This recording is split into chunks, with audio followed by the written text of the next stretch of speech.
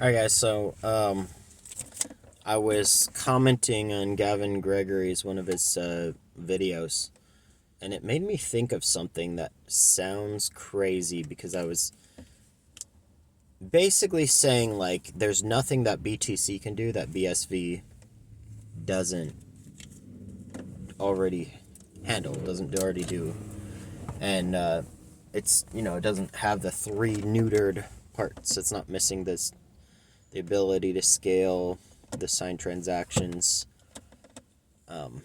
It's not missing the Turing completeness. But there was one thing that I thought of that actually made me think, is this actually a potential use case for BTC or for some kind of alternative time stamping system? Because here's the weird thing. So one of the things that Craig points out a lot is he says there's not a you're not going to easily get all these courts to collude. You're not going to get nations to collude. You're not going to get the main nodes to collude if there's like 30 of them. But we don't really know what's going to happen with like somebody trying to force a one world government or something like that. Like, remember World War II. So what I'm thinking, because nodes can't falsify a transaction, right? They can't try to say, well, you tried to double spend, and because they won't have the proof for that. So SPV nodes, so wallets or apps, is literally everyone able to verify that all nodes are correct. So no nodes, even if they colluded, they can't falsify transactions, right? They can't make up things that are false, but they can ignore transactions. And somebody had commented, somebody somewhere who they didn't like BSV, but they were like, well, I don't want to have to, depend on the system where they would just reject my transactions. So I was like, how would they reject? And I was thinking about it, and I was like, well, how do you prove that the transaction was actually sent to the node? Because you'd have to use a time stamping system for that. You could always prove that your transaction was signed by you, but you can't prove that you had already sent it. So you can show that you can basically go to another wallet and show like, yeah, look, I signed this, and then they're not publishing it on a block. But you still have to prove that the block, otherwise somebody could maliciously make that claim without having sent it to a node. But how do you prove without a time stamping system, which are the nodes, basically, that it was actually sent to a node? Like, you know what I mean? Like, if they're able to identify, that's the weird thing, is so you have to use, it's almost like you have to use an extra system that the nodes will be required to recognize. Like, and I don't care what it is, it could be anything, but it would basically be some system, and let's say the nodes have to be aware of what's going on with some, we could call it another crypto. We could say it's Monero or BTC or something that publishes some information, and they have to be aware of that published information and include the hash to show that they were aware of the hash, to see that they're aware of some transactions or something that exist, or if somebody tries to like, there the if you want to prove that you published information, right, you would use a time stamping system. But if you're trying to keep a certain time stamping system in check, one that can scale, but the way it scales, there's going to be less and less actual nodes, and they're going to be bigger and bigger data centers. So you'd end up with potentially very few nodes. But then they can, like, if it's still a time stamping system, they can still reject acting like they've basically seen a transaction and basically just pretend like the transaction didn't exist if they're processing so much data that no one else can keep up with their blocks. So, like, obviously you would go with the one, their blocks would be invalid as soon as you start up a node. Like, I could just start up a node tomorrow, and I could say, well, but unless I publish a block, say I don't have the data to do that.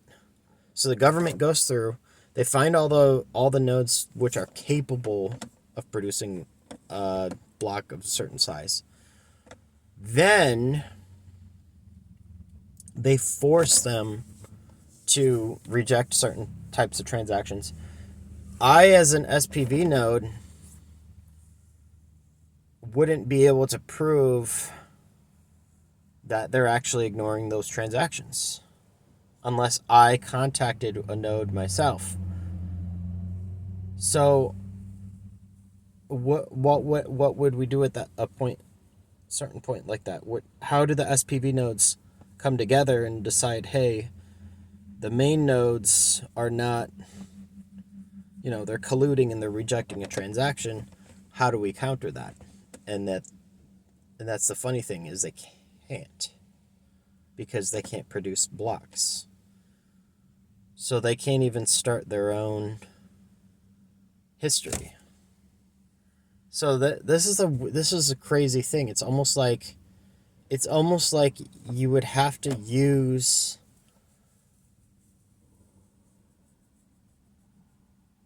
well, it doesn't matter, I guess, if you use BTC or not, or some other time stamping system, because I guess you could still end up proving even that they're colluding and they're not listening to certain transactions, but then you still wouldn't be able to publish blocks.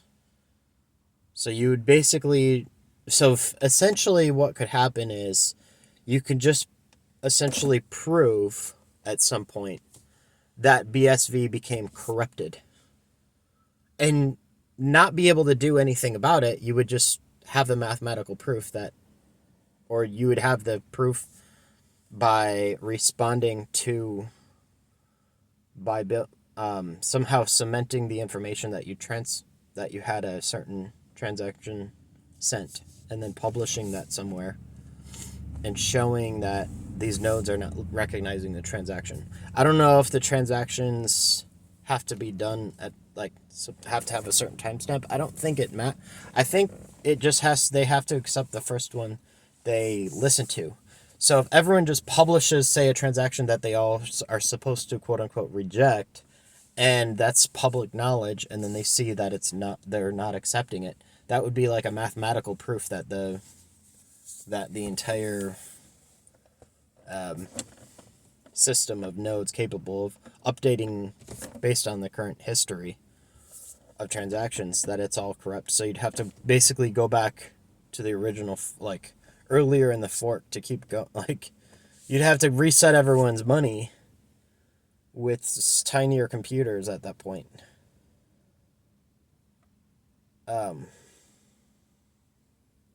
Which is weird. So then you would prove that it's corrupt, and then what do? Well, then you would have to use another system. So what I want to know is, especially for BSV people who trust BSV, and like I have been, for being the system that makes sense for being Bitcoin, is how do you deal with that situation? Because the decentralization issue of having the network all spread out, it's not efficient at checking double spends. That's true. But it is true that you have, just the fact that you have more full nodes, the fact that wallets act as full nodes, which is a little weird to think about. And, but it's like you can't, that's everyone, you'd have to get everyone to collude. And if there's transactions that are not being accepted, it's like they cemented it in history. So there's no way to even tell it's almost like Monero would be something that you could actually prove no one could shut down, even if those wouldn't be efficient. It's like no one could ever figure out how to shut down any particular wallets with it, because there's no way to recognize who and what's what. You know what I mean? So it's like the only one that would actually kind of last forever in the sense that nobody could ever really turn it off.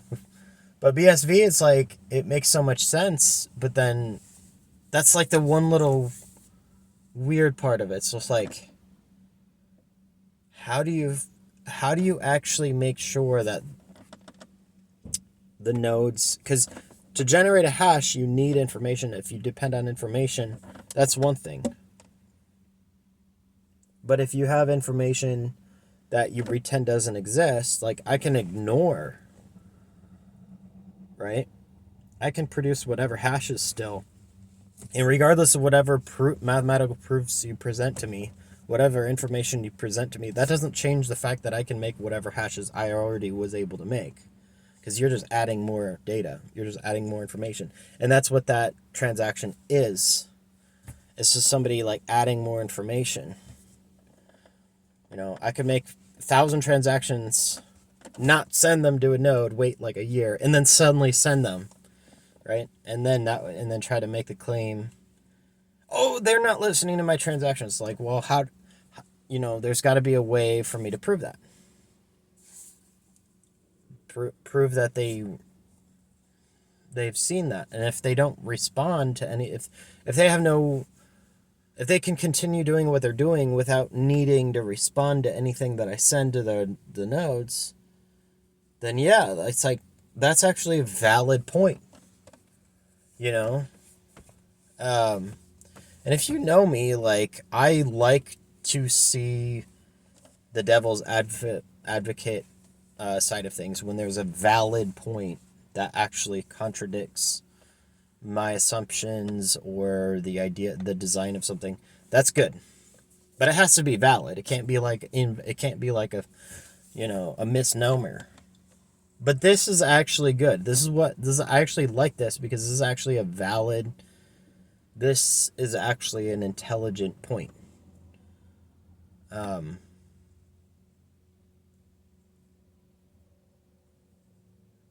How do you make sure that the transactions are heard? How do you prove that they listened to them? That sounds like a valid point, unless I'm completely missing something. Because an SPV node is not a timestamp system.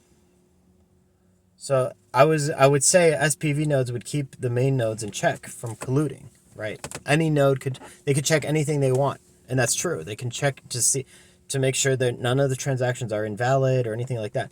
But how do they actually prove? They would need their own time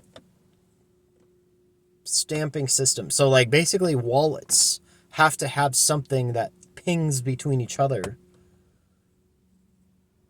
right? Wallets themselves, like, so when I go out peer-to-peer, not going through nodes, but just going peer-to-peer, I can update with my neighboring wallets with other phones, right? And they could see that I recognized a certain transaction somewhere, but they don't have to have the entire history. But whoever published a transaction, they will have the proof that, because every phone will be generating a hash. So just like, I don't know if how did Hashgraph work? Just like, I forgot what the crypto was, but basically you can keep generating a new hash, say every minute or something. If your phone could keep generating a new one, but every time it updates with someone else, it generates another hash, and then they generate a hash based on your hash. So now you have a time stamping system with just the SPV nodes. And now, if there is a signed transaction in there, somebody could go out there and be like, look, my signed transaction is provably, because of hashes, it's provably going back a month, because I can show a month old worth of hashes that have been passed around amongst different wallets. And the nodes still have not accepted that transaction. You know, somebody could try to do something. They could make a system where that's how it works. And you could at least have the system, like, you could at least, at that point, if you want to depend on BSV, you could prove that they haven't ignored any transactions, basically. Because I can't wrap my head. I'm not a super Bitcoin expert. I'm not actually doing much. I haven't done programming, development on it.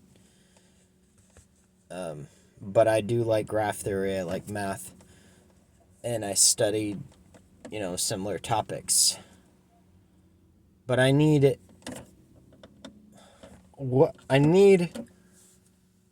someone who knows about this particular topic, this specific topic of proving that something was essentially broadcasted.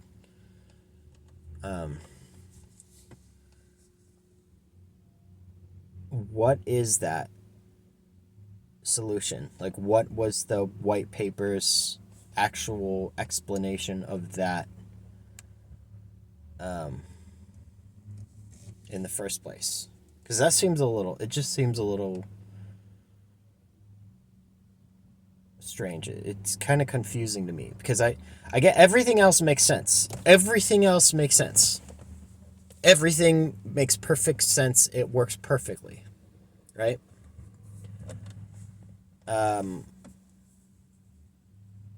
Except for the rejected transactions. That's the only thing that doesn't make sense to me right now. Everything else about it makes complete sense.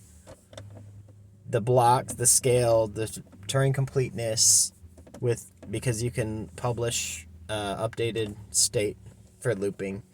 The fact that you can't generate false everything makes sense. Even the timekeeping system, the fact that it's heavily connected, the digital signature chains, everything. It all makes sense, but I don't get how you deal with the situation where 100% of the BSV nodes start rejecting specific transactions. That's what I don't really get. And I know that the way Craig has talked about it, there were certain things he was saying like, oh yeah, they could decide to reject certain transactions, and that's okay, because that's what they've decided to do, because they've agreed that this is illegal, or this is, but it just seems weird.